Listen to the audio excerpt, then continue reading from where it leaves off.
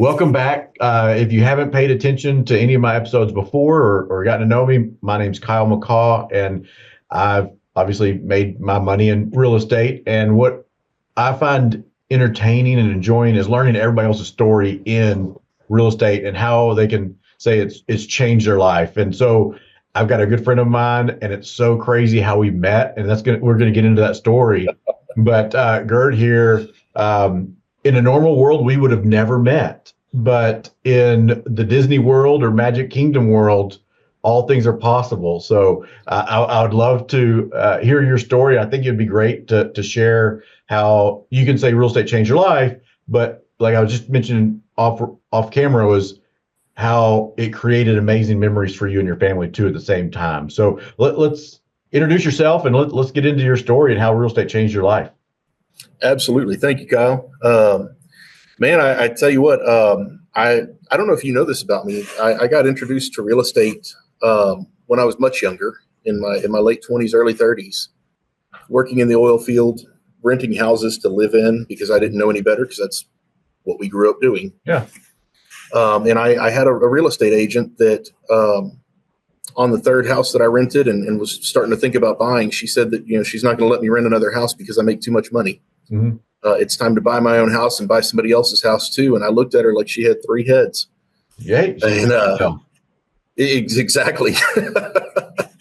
So she got me into the real estate, introduced me to the real estate world, the real estate investing world. I didn't do a whole lot with it between fear and life. Mm-hmm. But I knew it was there, and I started doing all the reading that everybody does, the Rich Dad, Poor Dad, and best books ever. Yeah.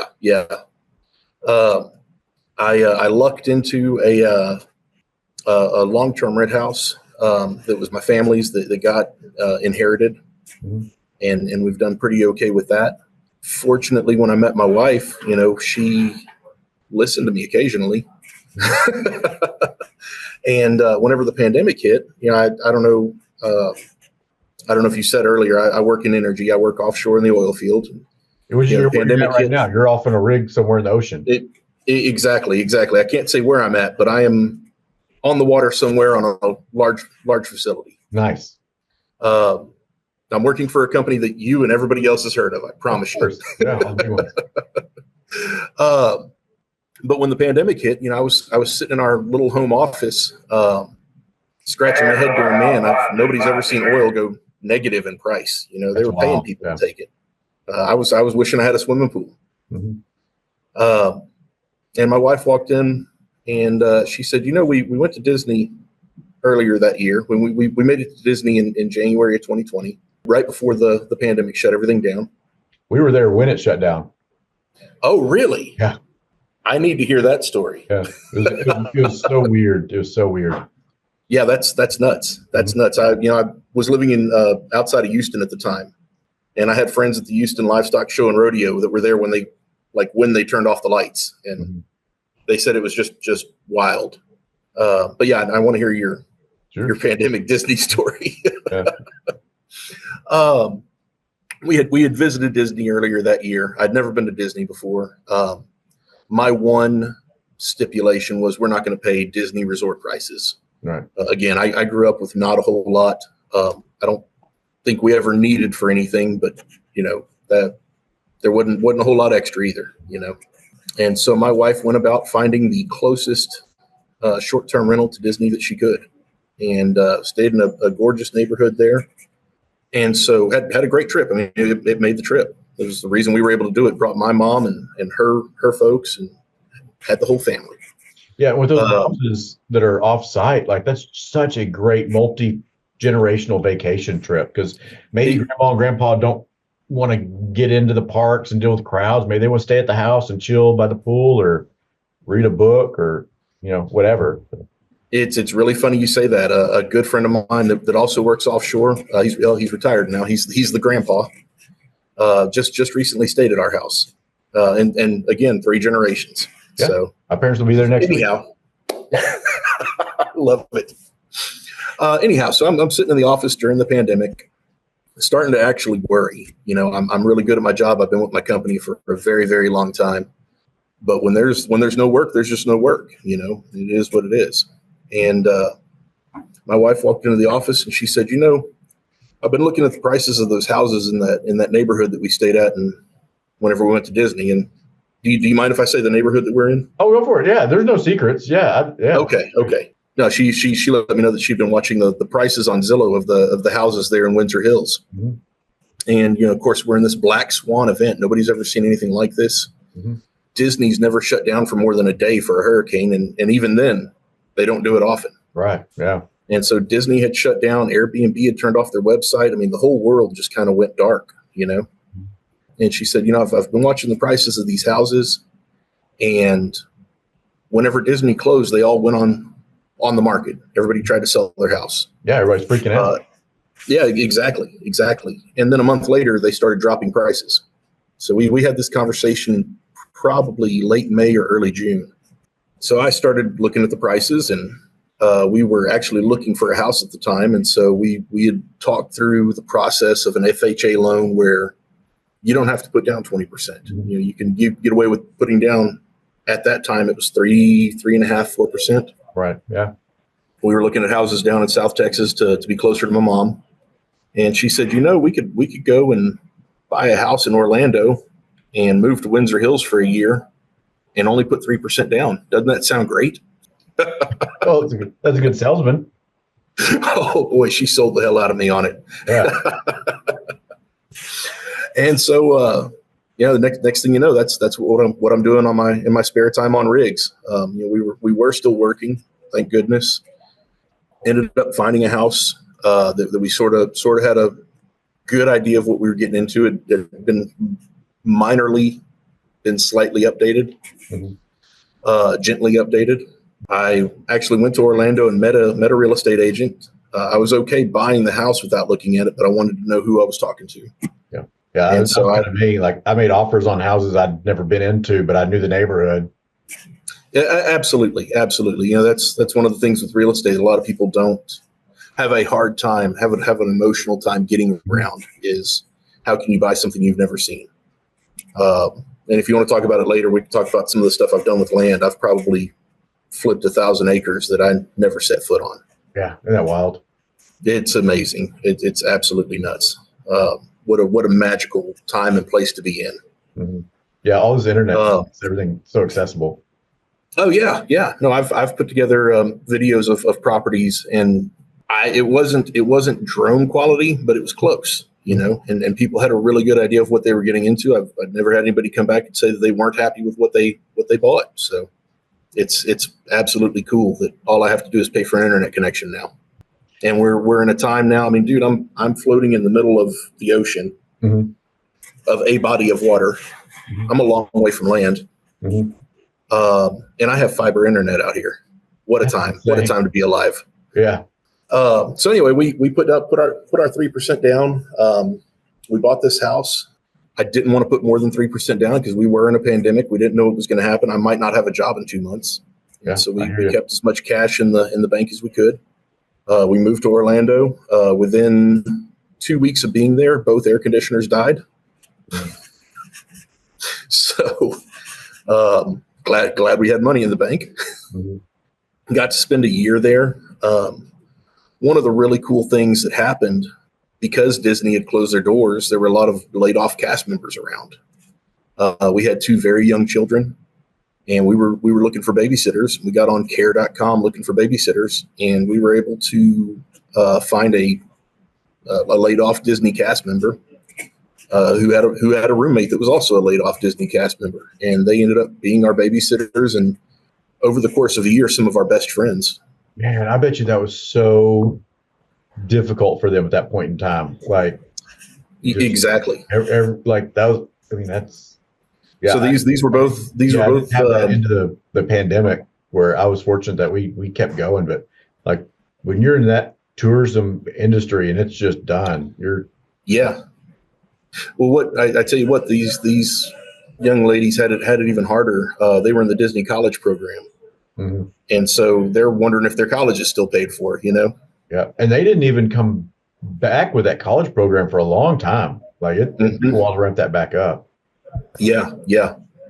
So we ended up with a couple of Disney cast members for babysitters and like I say, friends. We still talk, hang out.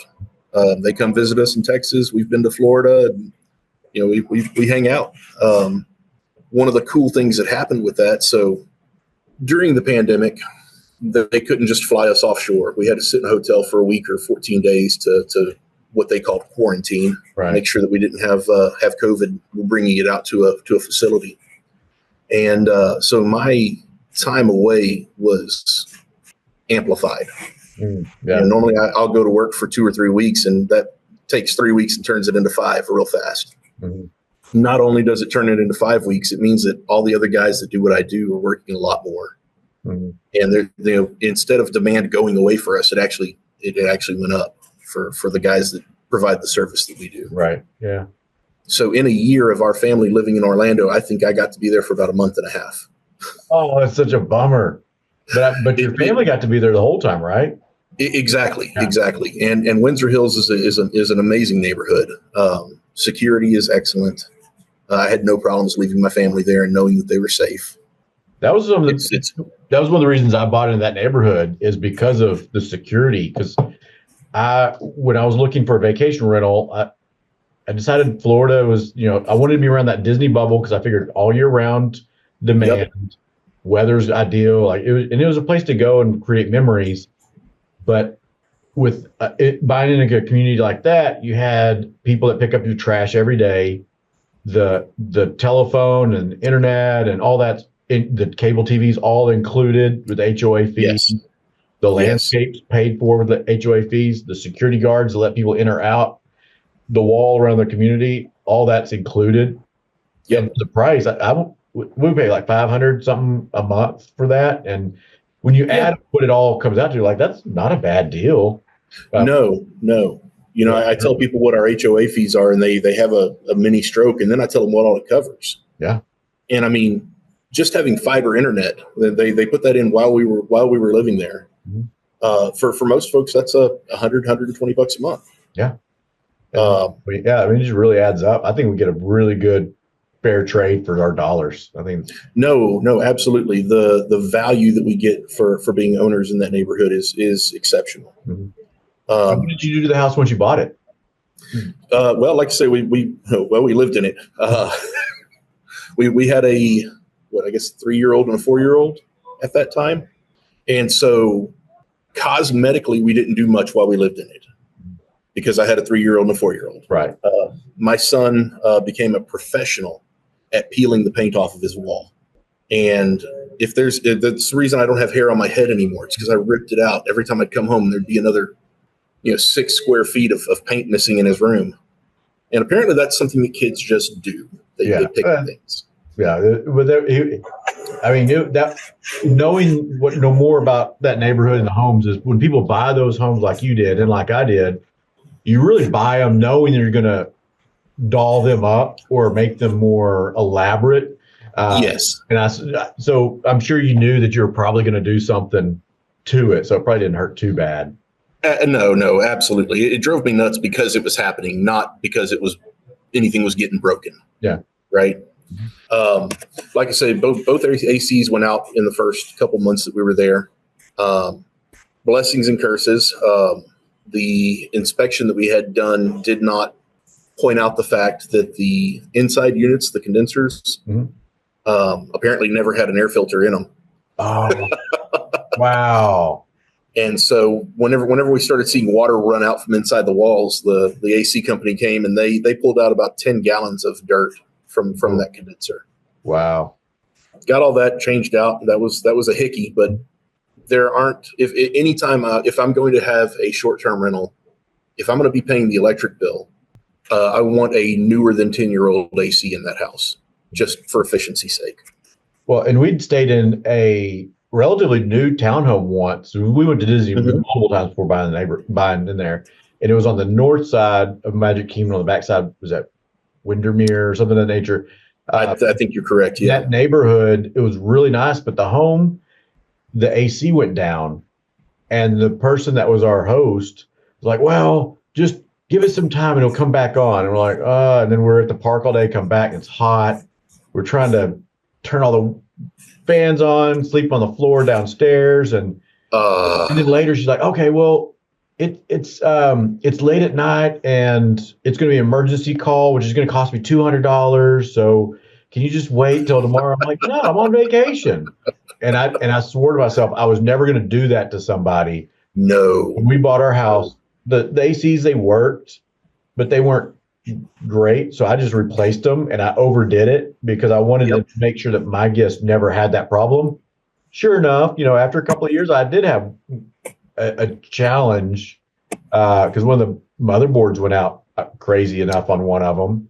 And I didn't have time to mess with warranty. I'm like, no, just replace the part ASAP. And so that's the downside of short-term rental is you don't have the luxury of waiting on warranties and waiting on anything because it's basically a hotel. Like it's everything. It is. But you know what? It makes the decision making a lot easier. It does. I've seen people on short-term rental like Facebook groups, and I'm on Reddit. That's where I get a lot of my information now. And they're trying to nickel and dime. They're trying to get a stove repaired or an oven repaired, and they've got a guest. And no. Yeah. Whenever you rent a place like that, it's supposed to work. Yeah.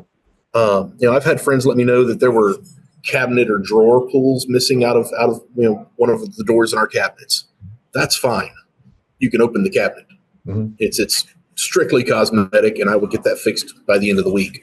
But when it comes to your HVAC, your appliances, your hot water heater, people want a cool room and a hot shower and a good meal.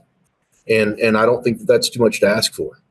Yeah, the way I compare when people ask me about differences between short-term rentals and long-term rentals and how do you manage them, I tell them it's kind of like with a long-term rental, you're playing the defensive game in football, and you're just trying not to let the other team score because you only get the other team, the most that you're going to be able to score is 14 points because that all you're going to get is 14 points. So your whole game is defensive to keep the other team from scoring much, which is basically keep the maintenance as low as possible.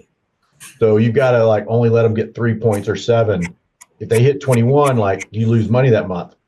Short-term rental's different. It's an offensive game, and it's where you're just trying to throw touchdowns constantly. So because you don't know, you might be able to get $9,000, $10,000 in that month in revenue. Who the heck cares? If you have a high expense on something, like you got to replace a oven or water heater, just do it. Yes. Hey, it's going to give you better reviews, and you're going to get even probably a better chance of getting a bigger nut the next time when somebody comes in. So it's absolutely a long game, and you're going to have way more expenses, but you're going to have way more income. Yeah. No, that's a tough thing for people to get around. Mm-hmm. And it's part of why, people that I talk to a lot of folks offshore and stuff, and they want to know about my investing and this and that. And you read Rich Dad, Poor Dad, and you go to Bigger Pockets, and you do all the things that you hear real estate investors talk about. But unless you are prepared for that, to take on those capital expenditures, or you're very okay with a lot of stress, it's not something that I recommend to people. Everybody goes around.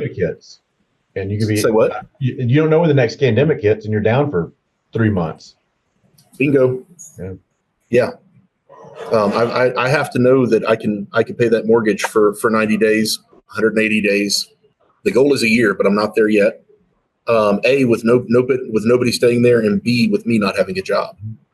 Those are the kind of reserves that I'm working for. So I was trying to drag it out of you, but you missed it. So when I was buying in my neighborhood, mm-hmm. I looked at all our competitors in the neighborhood and say, okay, now who's doing really well? Who's not? How much are they getting per night? Because you can go through Airbnb or whatever and try and figure out who, and okay, well, this person did this design on their house. This person's got a little mermaid bedroom. This one has a crazy elaborate game room. This one has a Whataburger sign. I think that's you. Don't you have a Whataburger sign? I have a Whataburger neon in my garage. Yeah. And I'm like, okay, so this does well, that does well, and you kind of put it all together and try and have your own. I'm going to call it a theme park or something of your own. I have so many people say, well, we didn't have to go to the parks. Your house alone was an entertainment. Exactly. I'm sorry. I got sidetracked with my son peeling paint off the walls. While we lived there, we didn't do much. Yeah. as we moved out, we hired an interior designer and worked with them. And so our bottom floor is just nice. Mm-hmm. It's comfortable. It's relaxed. The colors are beautiful. They're relaxing. There's a lot of blues and grays. Right. I have a hard time breathing, just sitting down. I'm working in the energy industry. The default mindset is go quickly. Time is money, and there's a lot of money that gets thrown around out here. So we try to do everything as quickly as we can. I have a hard time decompressing. Yeah. We have stayed at our house a few times since we moved out and turned it into a short-term rental. Mm-hmm. And I can sit on the couch in my living room and breathe. Yeah. And then the first time that happened, I sat there. Matter of fact, we were there and everybody had COVID. It was in 22. And I was sitting there. I'd gotten up in the morning, made a coffee, went and sat in the hot tub to get my breathing going again, mm-hmm. trying to cough out some of the stuff. And I went and sat down on the couch and I looked around and I said, man, I could make the decision that we're not going home because I own this place. Yeah. And that's when I knew that we had done everything right, or that our decision making was correct in the money that we had spent in remodeling the lower floor. Because adults, grown-ups, which I try to be, can sit there and relax. Yeah. You've got a 5-bedroom as well, correct? We have the same floor plan. So. Oh, heck. My first floor. So you essentially has three masters downstairs, right? Yeah. So there's 3 masters. The 2 that are in the back of the home, just calm, collected. They overlook the pool and the greenery space and all that. Yep. And then I've got the smaller one, and we call it the retro room because it's kind of got a little retro Disney theme to it. It's not blatant Disney World, but it's got a little bit. And that's probably the one the grandparents stay in. Or and my teenage son stays in that room. And And in the garage, that is like a Dave and Buster's. Like we've got that's everything. Yes. There. We got the side-by-side race cars, the basketball hoops, commercial grade arcade. And I get so much feedback on those, and that's where I get my 5-star reviews. We got the air hockey. Absolutely. It's all neon, and the walls are all neoned out like yours. And I know you've got the black lights as well, right? Right.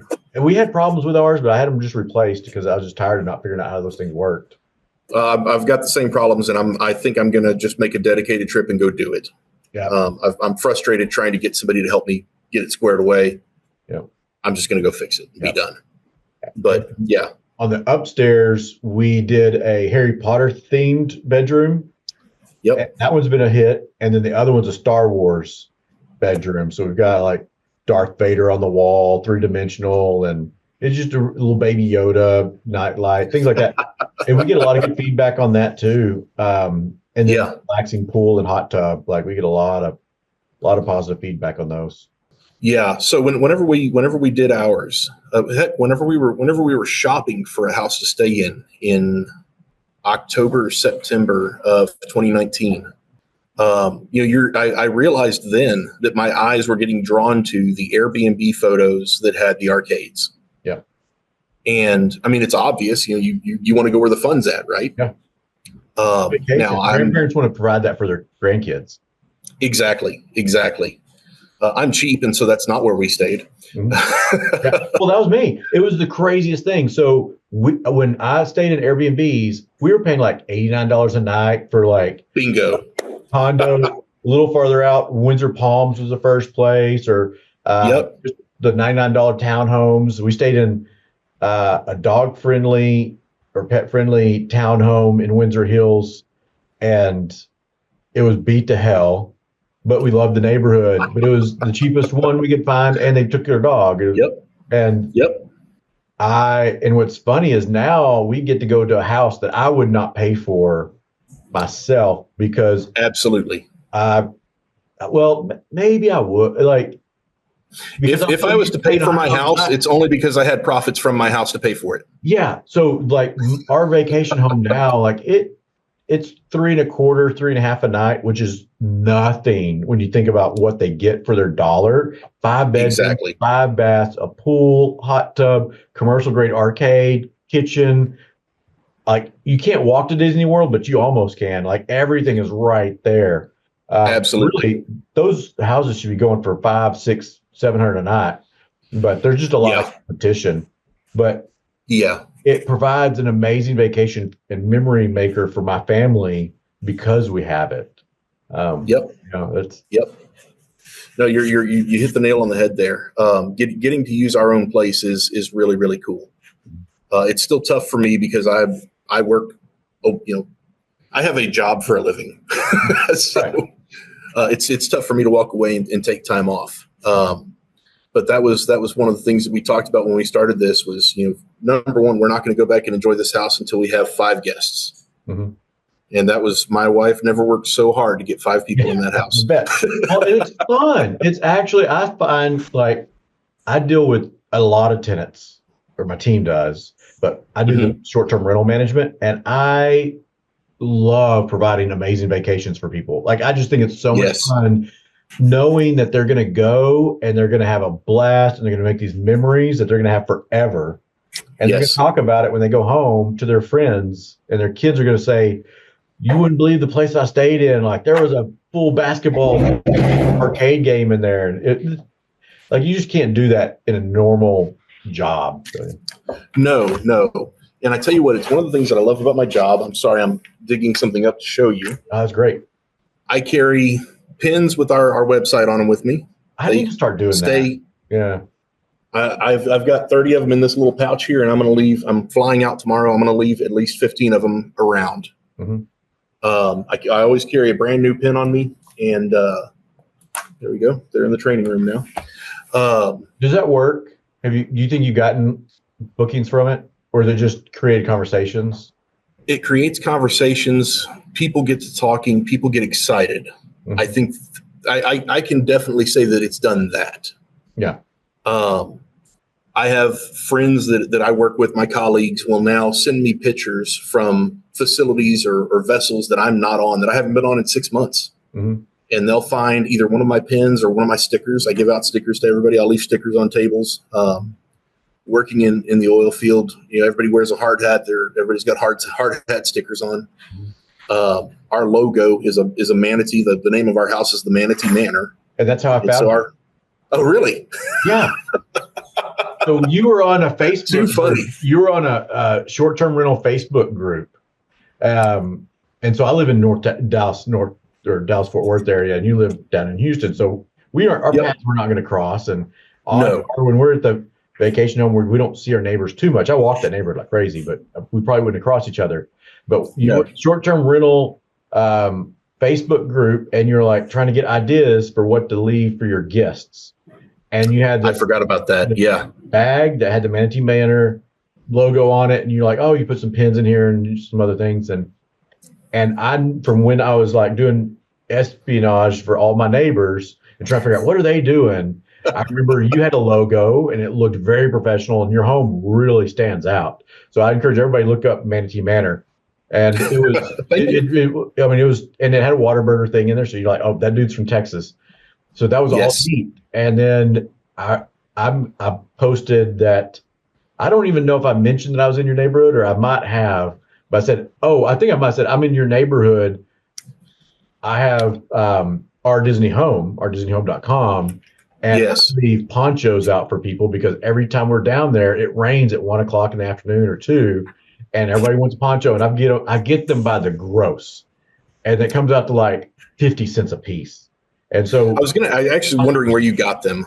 Amazon. That's where everything. Okay, so that's where I'd found them. I was like, is there any place cheap? Because they're so cheap there. Oh, and the thing, and there's people that probably buy them by the gross and then break them up into small packages, sell them for a couple dollars a piece. But these things I get them by the case. Like multiple cases show up when I order them, and it's just so. Yeah.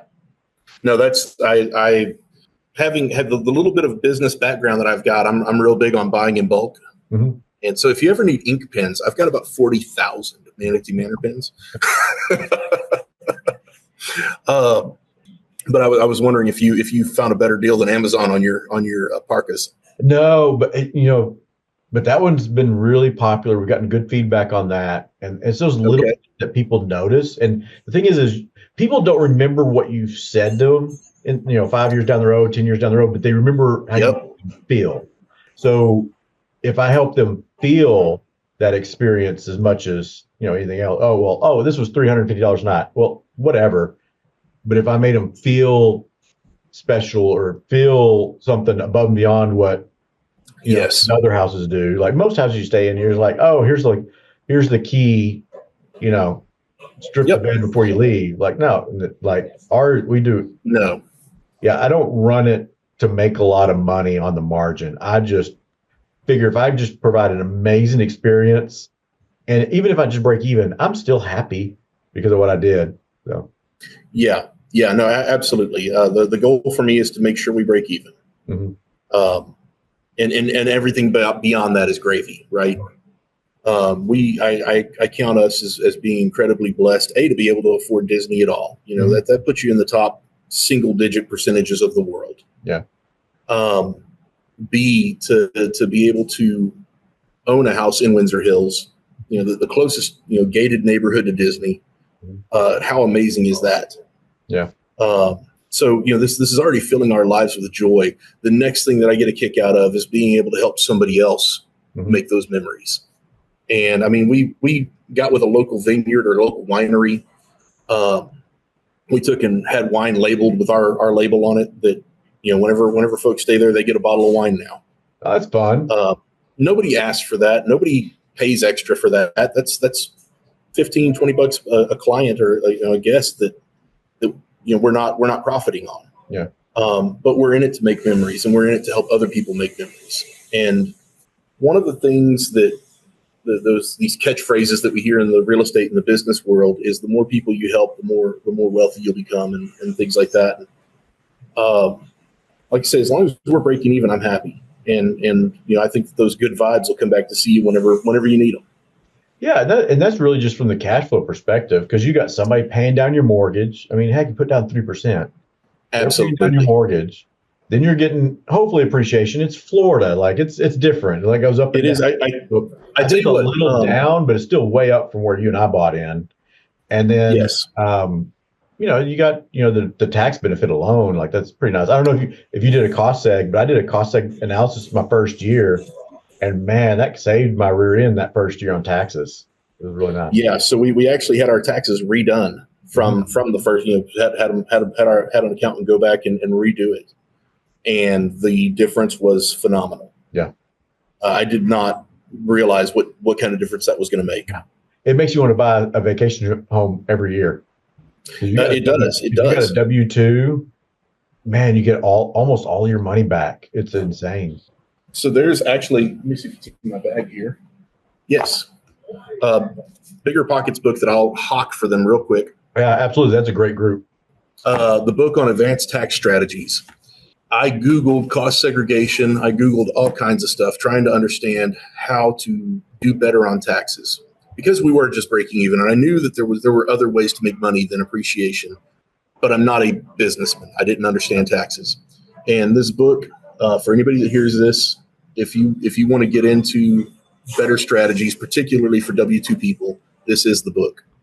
Our CPA had to coach us through how this worked and explain to my wife that she was a real estate professional, even though she's not a real estate agent or a broker or any of that. She does meet the criteria required to be considered a real estate professional. And because we file our taxes jointly, anything that we write off against the house comes back against my W-2, and it's amazing. Big. That made all the difference. People, they don't understand how much taxes impact your life.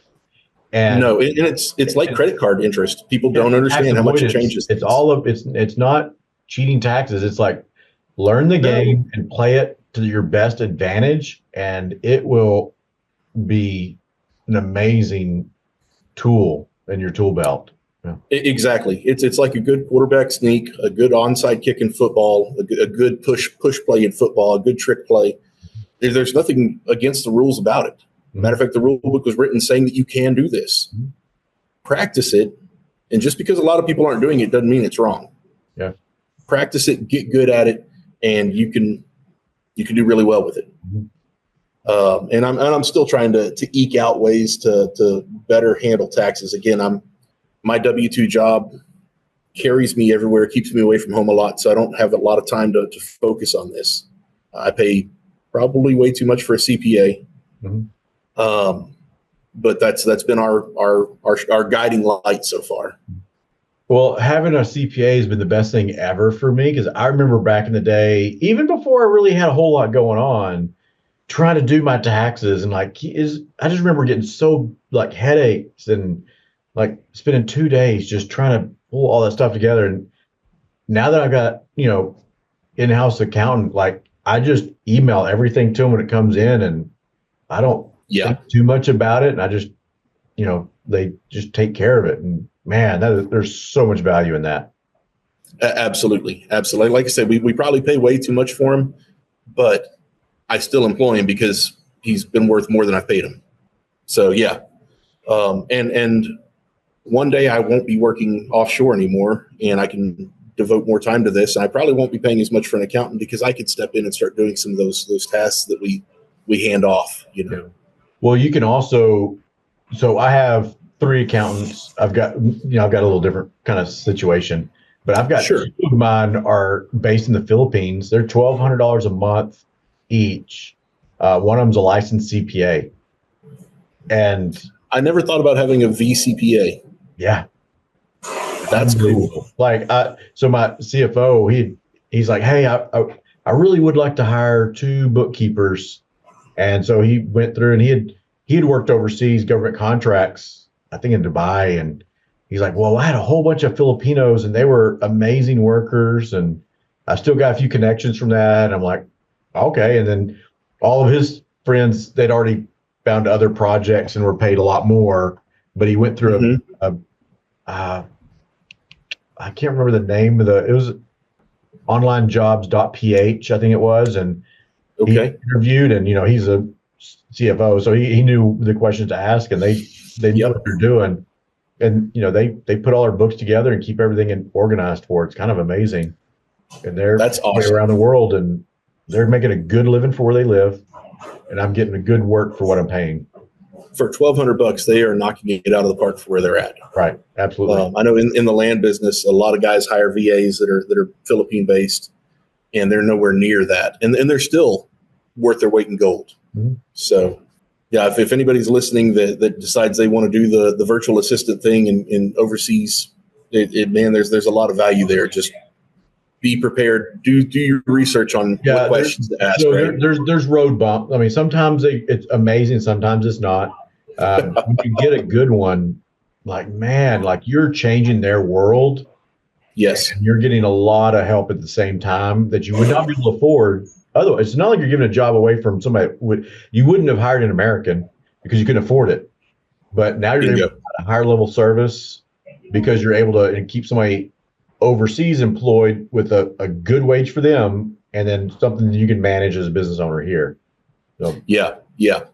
Now, a lot of my buddies that employ VAs, whenever they've got people that they really like, they'll start figuring out what the local holidays and stuff are, and they'll start giving them a tip for working on their whatever local holiday they have that month.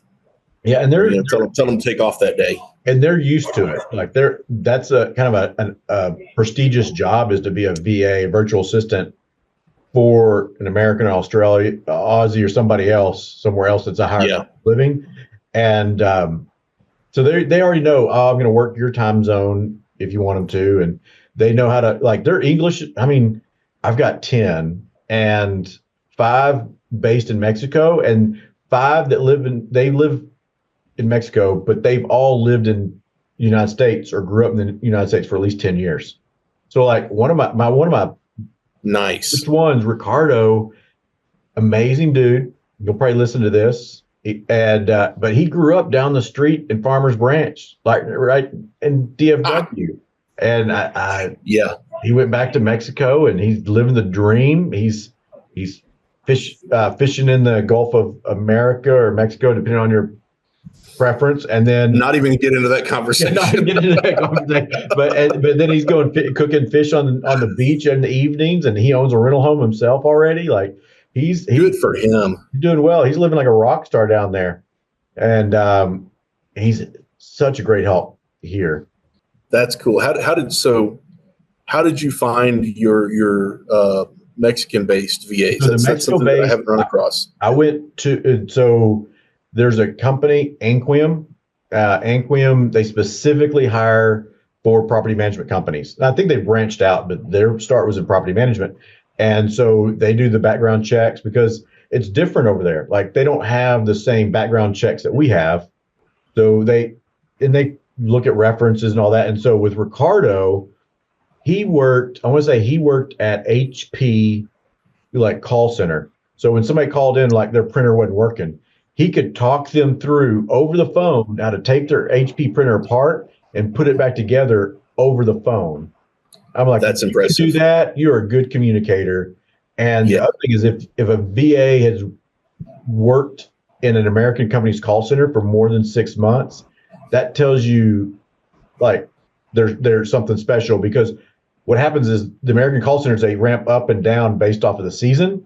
So they ramp up and then they lay off, and then they ramp up and they lay off. So if they did not know that they did 2 years straight, he was something special. That's cool. That's real cool. So we lucked out. He lived in Mexico at the time. I know we're getting all over. This is a good one. Place on management. But so he lived in Mexico City, and he'd have to commute to where he worked. And then he went to work for us. So he was able to work from home. So it was great. But then he's like, well, wait, the cost of living is way more in Mexico City. It's dirty, nasty, or whatever. He's like, my mom lives in Merida, and it's beautiful. It's on the beach, and the low crime and everything. He's like, he asked us like, hey guys, is it okay if I move? I'm like, yeah, like we hired somebody multiple thousand miles away. Like, we don't care. Answer the email. That's all you've got to do. Answer the email, the phone, like whatever. Like, and he's a tech guy. So I think he took a couple of days off extra to move from Mexico City to the beach in Merida. And so my office manager, my COO, he's gone down there. He's gone. I want to say he did a cruise and met him at the beach. I was just going to ask if y'all had I think they gone down to Mexico. Yeah, and then they went to Cancun, met him in Cancun, flown down. They stayed at a house on the water. I want to say Jeff told me they paid like $120 a night for a house on the beach, like that came with a maid and everything. And they like combed the beach for you in the morning. This is like an individual home. This isn't like a resort. Like, this is a home on the beach. No, yeah. I was like, this is amazing. This is a vacation rental. I haven't gone. I'm a bad guy. I want to go. I just hadn't had a chance to make that happen. But he's worked for us for 7 years, I think. So he's been. You need to make that trip, Kyle. I know, I do. Yeah, every time I'm at an airport and I see a Merida flight going off from DFW or Miami, I'm like, I should be on there sometime. But I just No, that would be a lot of fun to go down there. Well, let me tell you, while we still got time, I want to tell you how we got shut down in Disney World. So we drove down there, and we had my parents with me, and my 2 kids, and my wife and me, and we drove down from DFW to Disney, stayed in Windsor Hills. That was the second time we were in Windsor Hills. First time was in one of those townhomes. And so we got a 4-bedroom house. And I remember my daughter talking about how there was like Cinderella on the wall. Like, and she talked about that forever. But so we were at that house, and it was okay. There's a tile popped off the floor. So I was still going cheap. I probably got it for $2.25 a night, but it was an amazing deal for 4 bedrooms, 4 baths. Yes. And in the game room, it wasn't anything special at all. That's why it was cheap, but it was right next to Disney World. So before we got down there, we started, some rumblings about what's going on in China. And I'm weird. I'm a prepper kind of guy. And I'd done a couple of runs to Sam's Club and loaded up some things in my warehouse just to have them. And I was like, nothing's going to happen, because I don't want to sound crazy, but I'm still prepared. And then so Kyle, we live in Texas. Even in DFW, y'all have ice storms. I grew up on the coast. We have hurricanes. Yeah, right. So the whole prepper word has turned into a bad word, but there's nothing wrong with being ready for what life throws at Right. you. Yeah. I've got solar panels, backup batteries, everything. Like my Absolutely. Yes. yeah. So, and I live in the city. So, and I've got plenty of ammo. I've got all the things. So we're down there, and it was getting a little weirder, but we're having fun. We're doing the Disney World, and we were in line on the Seven Dwarfs Mine Train. You know, it's kind of a long wait, and we're down Yes. to the part where you have the fake wood kind of handles when you're kind of weaving down in there. Yep. Yep. And all of a sudden, our phones all go beep beep beep beep beep. Like we're getting these text messages from the app from Disney World. Oh These boy. notifications through the app, like that Disney World was closing today and not reopening tomorrow. And we're like, that was such a weird, like, I was like, oh, okay, this is real. Because like you mentioned earlier, Disney Yeah. not shut down for nothing. No. Like there's no hurricane. They must think this is for real. And so Yeah. we finished out the night, had a great time. And it was we just like, we don't know when the next time is that we're going to come back to this place. And then so we packed up and we're leaving just like everybody else the next day, leaving the neighborhood. And earlier that while on that trip, I went through the community room and like, hey, do y'all they had a sheet of houses that were for sale in the neighborhood. And I was like, it's kind of fun. We come to Disney World like twice a year. Like we should own something here. I'm a real estate guy. I'm ashamed I don't. And then so I remember driving through the gate saying, well, I'm glad I don't own a house here because these suckers are going to be empty for who knows. And then so we're driving back and it's like, do we stop? Well, you couldn't, like, you stop for gas, but you're like, do I go in and get a Subway sandwich or do I not? It was such a weird, and we're hearing on the radio about Florida cutting its borders off. I guess they weren't letting people in, like vacationers coming into Florida for a couple of days.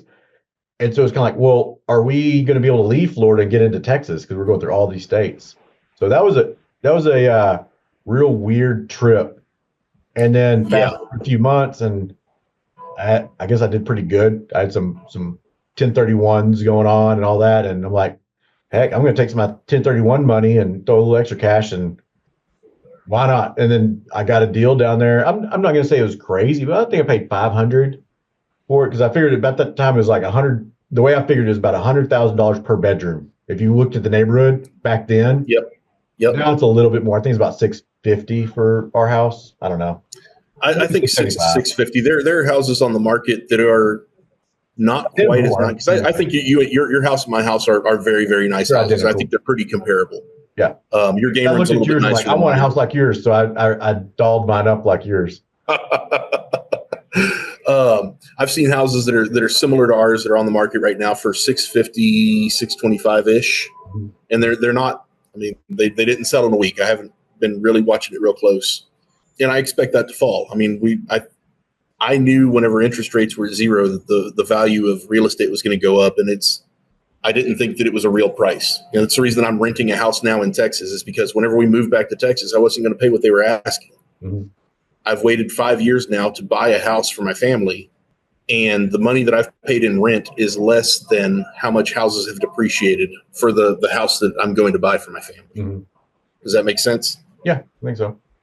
Okay. So, yeah, whenever interest rates were at their bottom, we had a hard time not selling our house. Yeah. Oh, and then we bought our personal house at basically very similar time, October 2020. And we just lucked out. Like we bought the sucker for like $420. And then like a year and a half later, they were going for like the neighbor's house went for $850. Yeah. Same floor plan. Yeah. It's wild. Yeah. But I mean, I was a little different on my offer. Like it was a gentleman that already had a busted contract. I'm like, hey, tell you what, you go find the house you want. I'm going to close on this house the day you want me to close on it. I'm not going to ask you to do a dang thing. And whatever day you choose to sell it in 3 months, I'll close on that day. If you want me to buy it tomorrow, I'll close tomorrow. And that's what we did. Not contingent upon financing. So when you're real flexible, you get a good price too. So that was helpful. Absolutely. When you have that flexibility, you can do a lot of cool things. You can, and I know your kids definitely can say that real estate has changed their life and created opportunities and memories that if you weren't a real estate investor. And what you did was, some people say, well, that wasn't investing. You just bought a home to live in. But no, like that is an investment. And this was all part of the plan. Yeah. If we just bought a house to live in, we wouldn't have left. It's a great place to live. Yeah. This was absolutely how we planned it out. I had hoped that there would be more revenge travel. Mm-hmm. Maybe 3 or 4 years of revenge travel. We got 18 months of really heavy bookings. Mm-hmm. We did get really lucky on our timing. Whenever we had our offer accepted on our house, so we paid, I think we offered $380 for that house. Mm-hmm.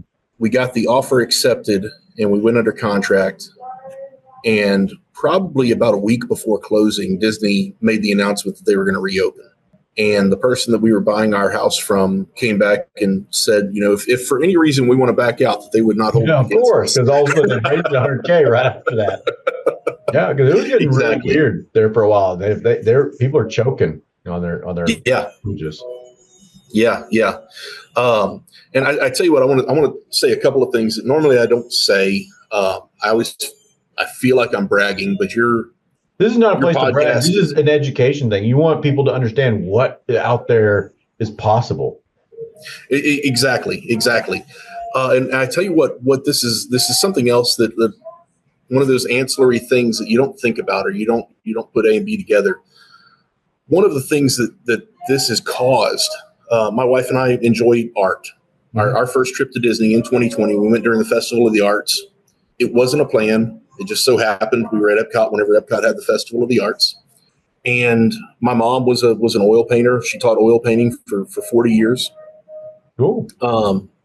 And so I'm not a super big art lover, but I appreciate it. And what ended up happening is we fell in love with Disney art.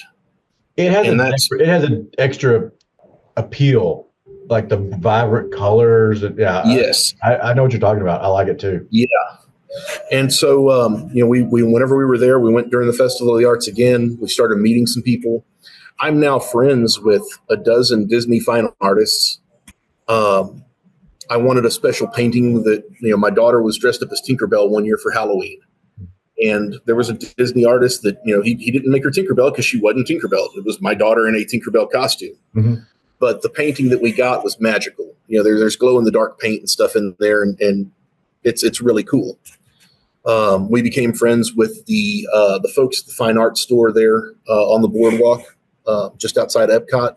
Mm-hmm. And now we get invited to these get-togethers where, they bring in 20, 30 Disney artists, and we go spend the weekend in Orlando with all these artists. So we don't go to Disney as much as y'all, but we probably travel there pretty close to the same amount of times. I've not gotten to do as much as I want, but we got to change that. It's just a matter of deciding what you're going to do and go do it. We enjoy the parks, but we enjoy shopping as much as anything else. And so, we'll go to Orlando and we'll go to City Walk at Universal. And mm-hmm. I mean, that's a day for us right there. Or go to Disney Springs. Yeah. That's a whole experience in itself. And good restaurants. And there's definitely good shopping in there too. Yeah. And now we've built up a community there. Our art consultant there at the Promenade Fine Art store had a baby a couple weeks ago. Getting married here in a couple months. We're going to be going for her wedding, and that's neat. It's not just having the house and shaking and jiving. We've built real relationships with amazing people. And just like your and I's relationship, there's been a dozen times I've reached out and pinged you on something that hey man, I need a consult. Well, that's fun. And that's of course I always love talking real estate, but having these connections to these little common things, threads. And yes, I think owning a vacation home is a different level of relationships with co-owners, like other people that own, absolutely. Like another gentleman's on another podcast episode, Jeff, he has 2 cabins in Arkansas.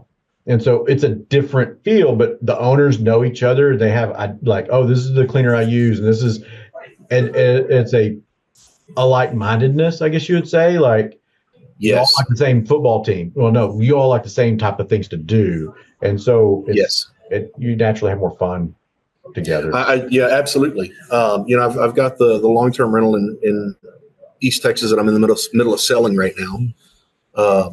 That's why I've been talking to you about the houses there just south of you, because that's where I want to 1031 into.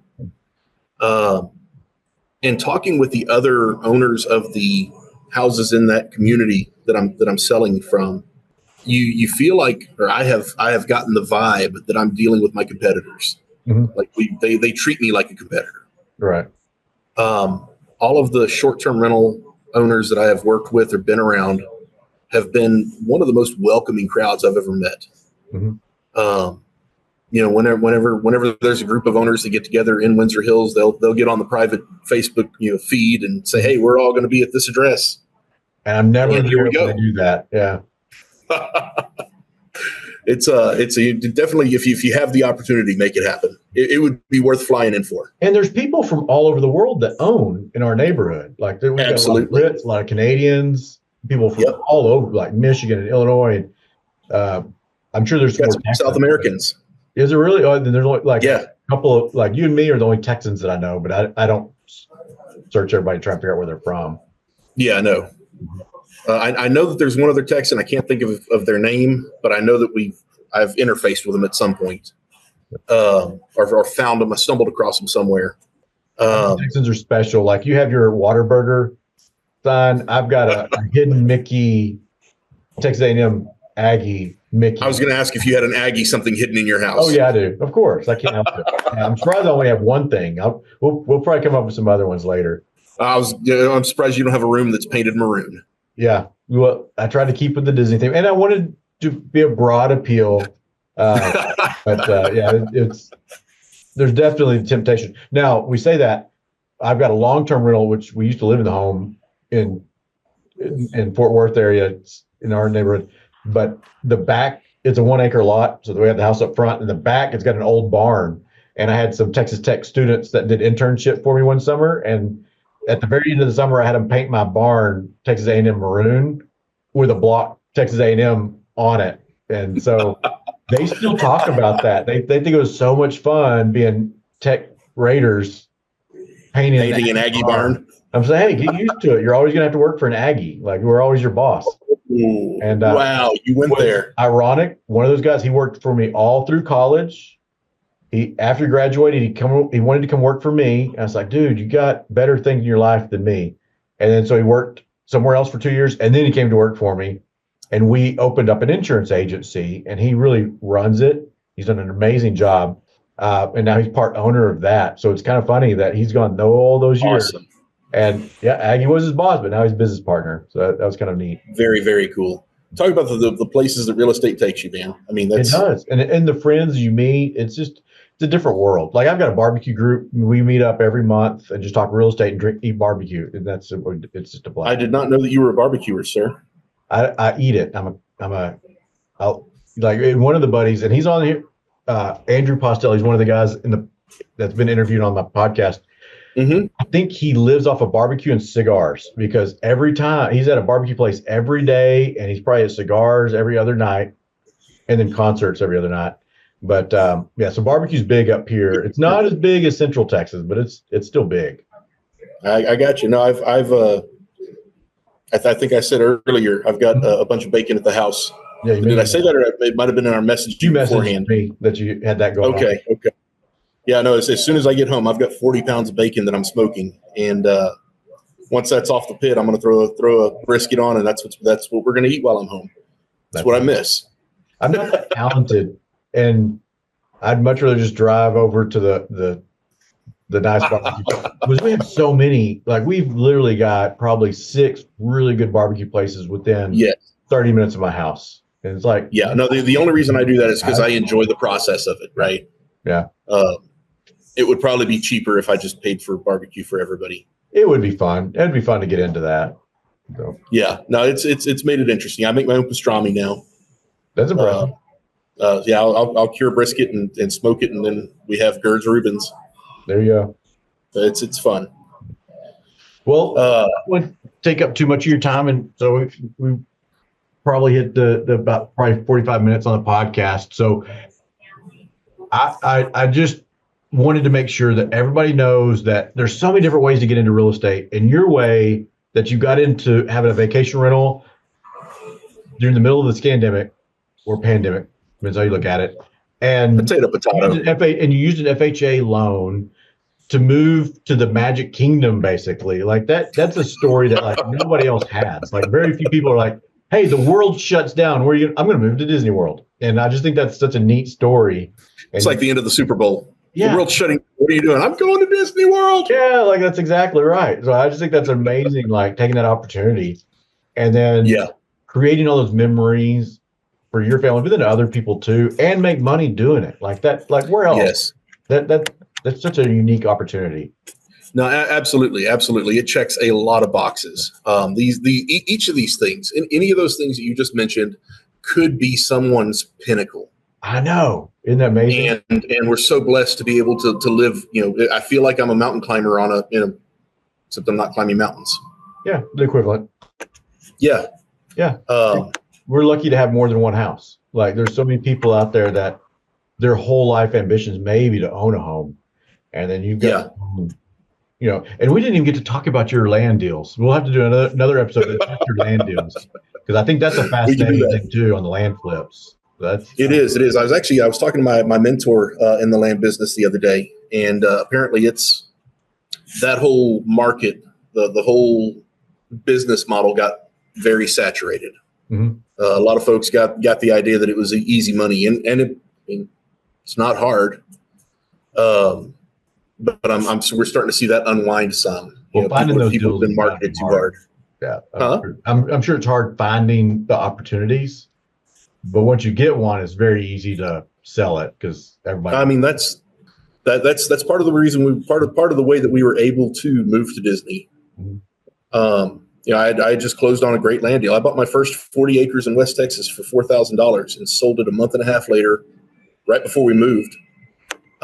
For almost 20. That's cool. That's just and all I did was drive out there and drone it and make a video. Yeah. And you'll have to listen to one of my other episodes. I've got I think it was Sean on here, and he's got a massive YouTube channel called Dust Ups, and he bought I want to say 200 acres. I can't remember. I think it was like 200 something acres for like cheap out in right next to the Mexico border, and it's all about him trying to redevelop that land into kind of a nature habitat or a jungle out there in the desert. So that'll be something for you to watch his channel while you're bored on a rig. He thinks he has a shot. I don't know. I think it's a lot of effort, but he's got some views. A long shot? Yeah, it's a long shot, but he's having a great time doing it. So, I'm definitely going to look that up. I apologize that I haven't listened to all of your podcasts. I caught the first I don't expect you to. And I'm just always running. Mm-hmm. So, absolutely. I will catch up on that. I'll catch up on your podcast, and I'll have to look up Sean because if he's building a desert oasis, we've probably played in some very similar places. You may have. So we might be making a new real estate connection here. Absolutely. I'll connect you after this. But thank you for coming on, Gerd, and sharing your experience. I think that's amazing, and I hope the listeners got some nugget in there about how maybe it's not unattainable and you can have that fun investment property and it be your home too, like you did with your family. So thank you again for coming on. Absolutely. Thank you for having me. And one of the things I meant I actually wrote a note to say this. Life happens, man. There's no perfect investment for everybody. Yeah. It doesn't always work out. I've lost my rear end more than once in real estate along with other investments. It doesn't matter that you get knocked down. Just get back up and do it again. You only have to win once. Like that's you it. Lose, and then win big, and you're done. You're good. Yeah.